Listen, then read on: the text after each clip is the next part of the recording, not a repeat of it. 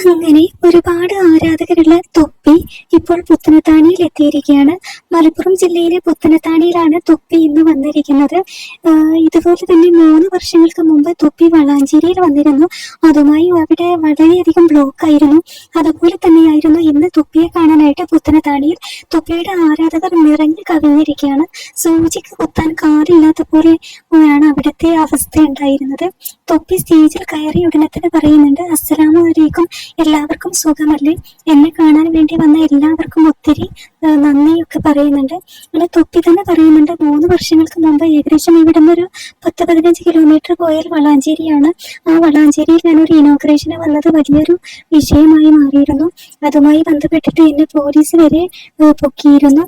പക്ഷേ ഈ നാട്ടിൽ തന്നെ വീണ്ടും ഇനോഗ്രേഷന് വരാൻ കഴിഞ്ഞതിൽ വളരെയധികം സന്തോഷം എന്നൊക്കെ പറഞ്ഞുകൊണ്ടാണ് തൊപ്പി സ്റ്റേജിൽ കയറി സംസാരിക്കുന്നത്. തൊപ്പി വളരെ ഹാപ്പിയാണ്.